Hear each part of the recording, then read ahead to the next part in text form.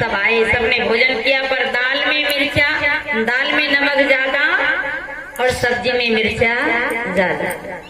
जब भोजन करने सब निपट गए, सबने भोजन किया, पर किसी ने नहीं बताया। ससुर का जब नंबर आया, ससुर जब भोजन करने लगे तो उन्होंने क्या किया, भोजन करते करते ससुर की आंखों में से आंसू आने लगे। क्यों आने लगे कि दाल खाएं तो खारी और सब्जी खाएं तो चरखी। तो बहू ने पूछा, पापा जी सब्जी कैसी बनी? तो कहा कि बेटा बहुत अच्छी बनी। तो कहा, पापा जी आंख में आंसू क्यों आ रहे हैं?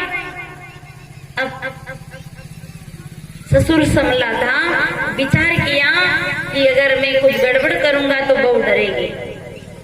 कहा, बेटा ये आंसू तो प्रेम के हैं कि तूने इतनी बढ़िया दाल और इतनी बढ़िया सब्जी बनाई, इसलिए मेरे को खाते खाते आंसू आ गए।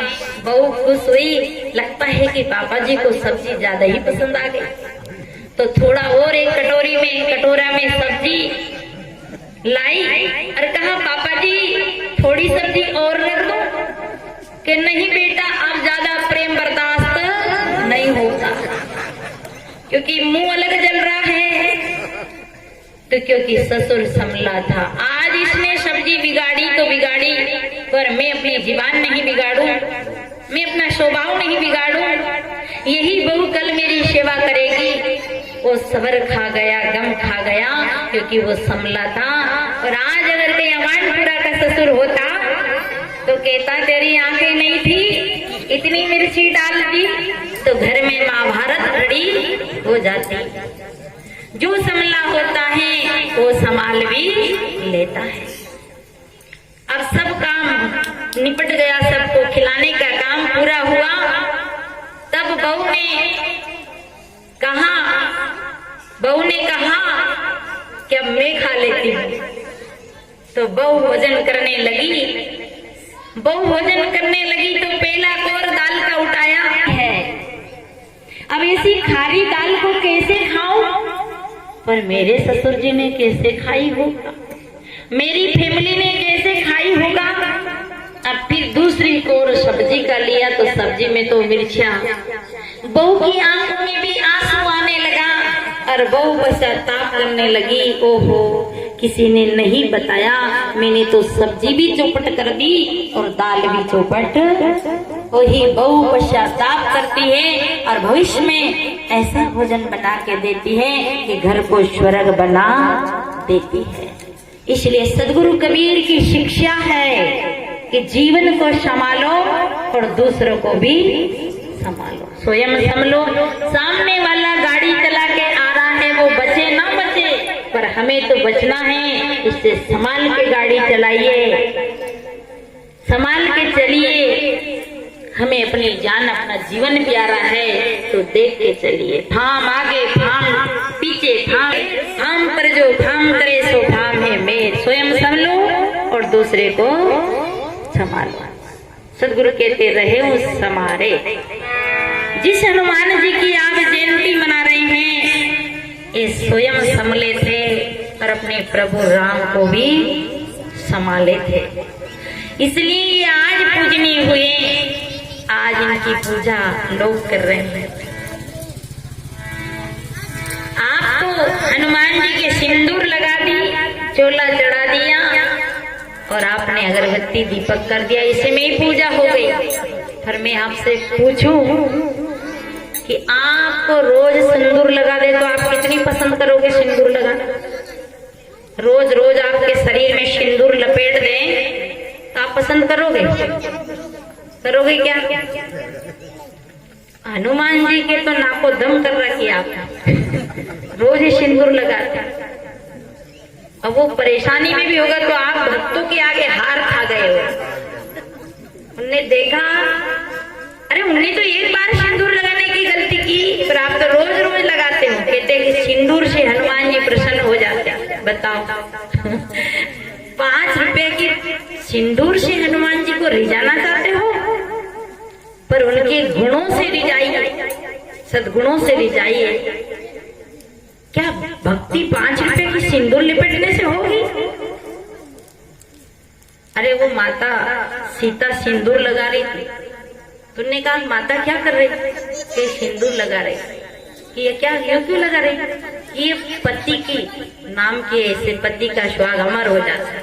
माने जो माताएं माथे में सिंदूर लगाती है उनका सुहाग अमर हो जाता है। तुमने कहा कि मेरा स्वामी, उनका स्वामी, मेरा स्वामी का सुहाग है।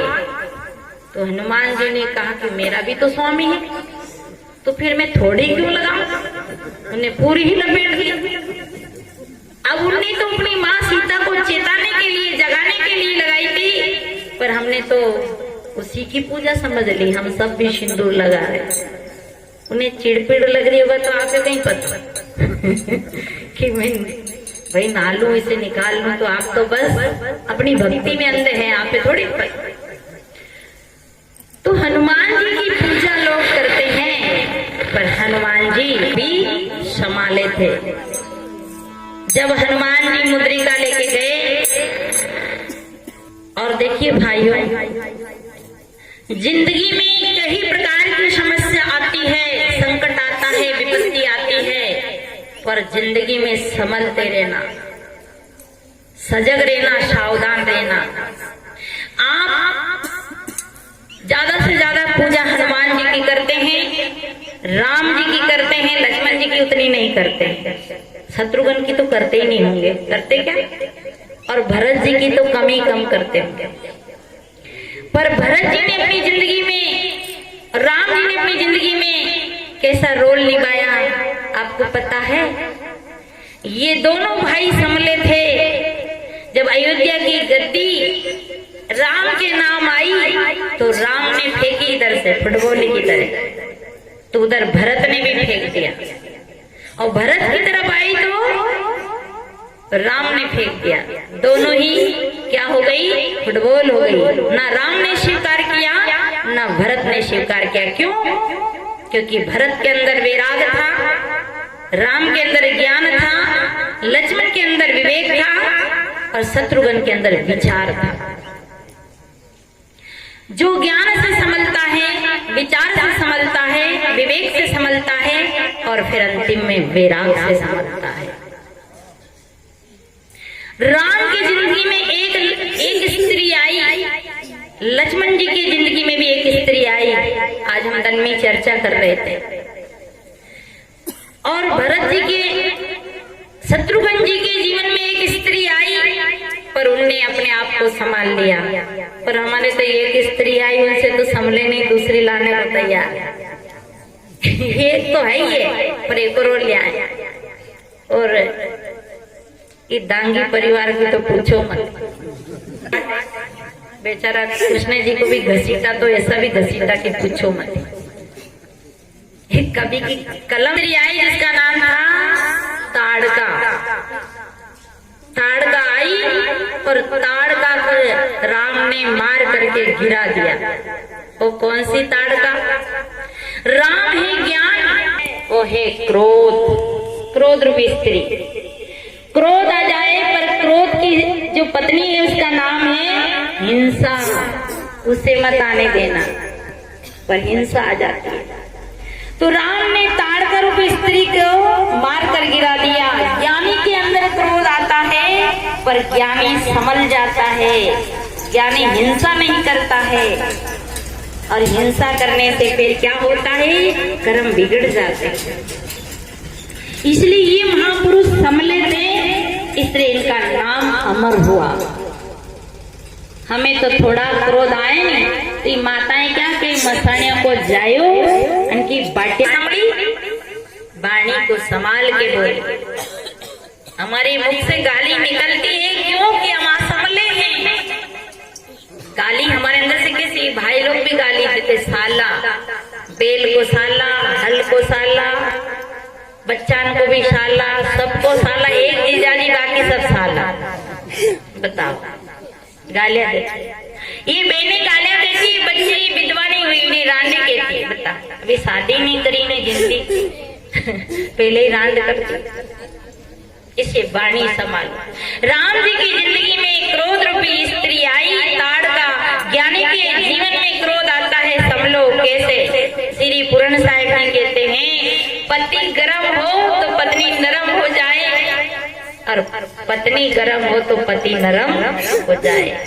एक गरम एक नरम, और दोनों ही गरम गरम हो जाए तो फिर तो भूकंप आ जाए भाई।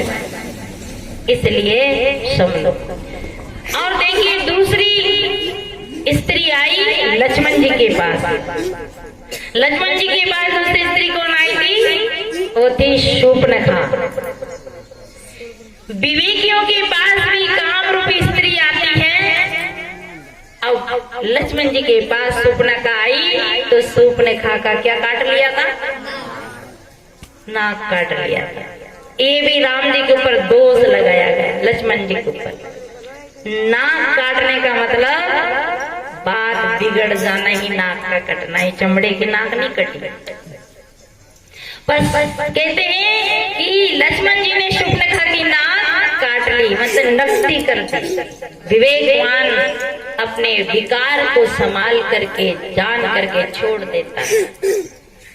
और दूसरी स्त्री आई इनके पास, शत्रुघ्न जी के पास आई। वो कौन थी? वो तृष्णा रूपी लोभ रूपी स्त्री।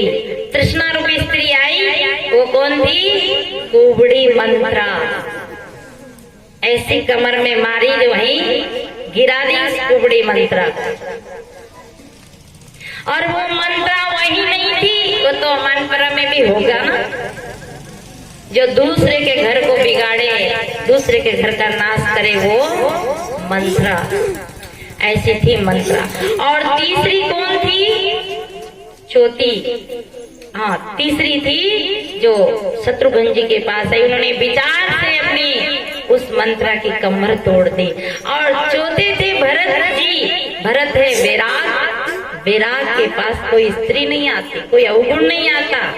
ये सारी ज्ञान विचार विवेक से जीवन समझता है, तब वैराग आता है। और वैराग के बाद फिर कोई राग नहीं आता है। इसलिए स्वयं संभलो और दूसरे को संभालो। ये महापुरुष संभले थे, तभी इनने दूसरे को संभाला। आज इनका नाम अमर हो गया।